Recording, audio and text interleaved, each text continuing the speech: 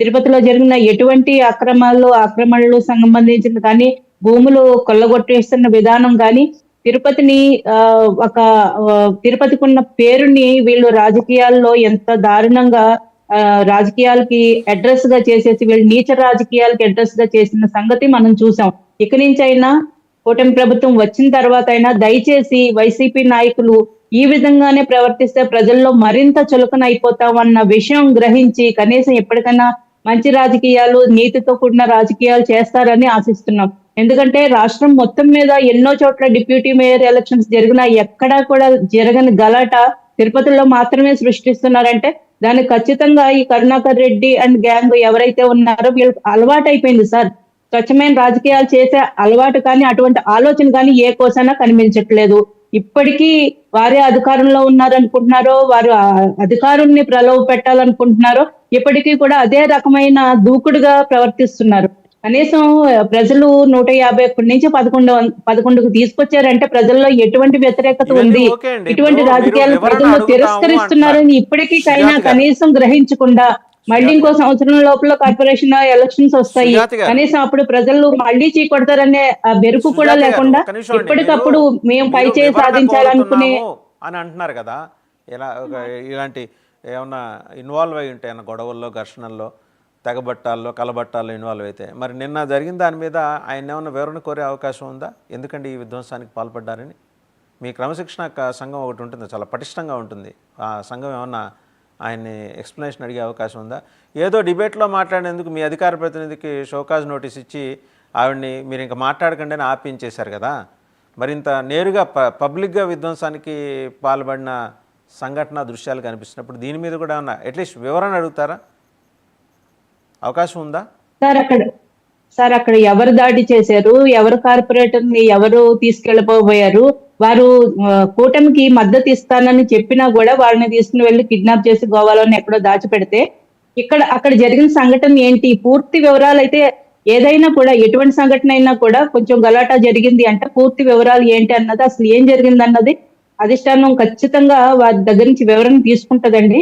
అక్కడ మన చౌదరి గారు పంపించిన విజువల్స్ లోనే చాలా క్లియర్ గా కనిపిస్తుంది.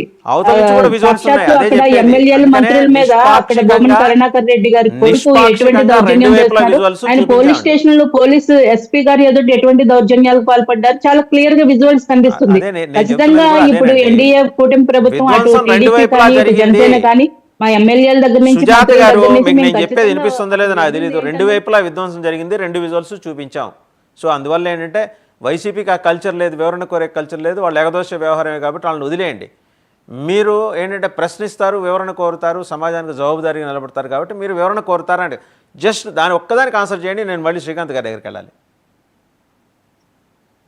సార్ వివరణ ఖచ్చితంగా అంటే అక్కడ ఏం జరిగింది అన్నది విజువల్స్ కనిపిస్తున్నాయి. అలాగే ఎమ్మెల్యేలని ఎవరైతే మా అధిష్టానం ఉందో ఖచ్చితంగా అసలు ఏం జరిగింది, అక్కడ మీడియా చెప్తుంది ఒకటి, అక్కడ జరిగింది ఒకటి, కాబట్టి ఖచ్చితంగా ఏం జరిగింది అన్నది కనుక్కుంటారు సార్. రైట్. శ్రీకాంత్ గారు వైసీపీ వేస్తున్న అబాండాల్లో ఖచ్చితంగా మేము వాటి నుంచి బయటకు రావాల్సిన అందరికీ ఉంది. ఒకటి రెండు రోజులు శ్రీకాంత్ గారు మీరు మాట్లాడండి. ఏంటి ఇప్పుడు తిరుపతి వ్యవహారంలో సరే మళ్ళీ ఇంకోసారి లా అండ్ ఆర్డర్ ఫెయిల్ అయిందని చెప్పేసి మీ నాయకులు పదే పదే చెప్పుకుంటూ వచ్చారు. దానికి కారణం అందరికీ తెలిసిందే, టీడీఆర్ బాండ్ల వ్యవహారం ఎక్కడ బయటకు వచ్చేస్తుందనే బెంగతోటి, భయంతో మీరు విధ్వంసానికి పాల్పడ్డారనేది లోకానికి ఎరుక. శ్రీనివాస్ చౌదరి గారు చెప్పకపోయినా అది జనం అందరికీ తెలిసిన విషయం రాష్ట్రంలో. అదొక అంశం పక్కన పెడితే ఇప్పుడు హఠాత్తుగా విజయసాయిరెడ్డి గారు, షర్మిల గారి భేటీ వెనకాల ఉన్న కారణాలు ఏంటి? అండ్ మీ ఎమ్మెల్యే కేతిరెడ్డి, మీ ఎక్స్ ఎమ్మెల్యే కేతిరెడ్డి వెంకటరామరెడ్డి గారు బాలయ్య బాబు గారితో భేటీ వెనకాల ఉన్న రహస్యం ఏంటి, సీక్రెట్ ఏంటి? సార్ ఇప్పుడు టీడీఆర్లు అంటున్నారు, రాష్ట్రంలో కూటమి ప్రభుత్వము అధికారంలో ఉంది. టీడీఆర్లు అయితేనేమి ఇంకొకటి అయితేనేమి అవినీతి జరిగితే బాధ్యత తీసుకోవలసినది వారు స్వచ్ఛందంగా వారు బాగా దీనికి ఎంక్వైరీ చేసి తీసుకొని చేయొచ్చు. ఊరికే దాన్ని మన ఏదో దాన్ని వేగ్గా మాట్లాడడం అనేది చాలా హాస్యాస్పదంగా ఉంటుంది. ఎక్కడా అవినీతి జరిగినా కూడా ప్రభుత్వం తీసుకొని దాన్ని నిగ్గు తేల్చి వారిని ఎవరిని శిక్ష అనుభవించాల్సిందే చెయ్యాలి కూడా. అది చేత కాక ఊరికే టీడీఆర్లు 24 గంటలు గత ప్రభుత్వం ఇదే సరిపోయింది. ఇంకోటి చెప్తున్నా, మన ఇది జనసేన అని కానీ జన సైనికులు కానీ చెప్పేది ఒకటి చేసేది ఒకటి. నిజంగా ఆ పవన్ కళ్యాణ్ గారు చేసినట్టు ఎక్కడ క్లారిటీ లేదు. అది చెప్పడం వరకే కానీ ఆచరణలో సాధ్యం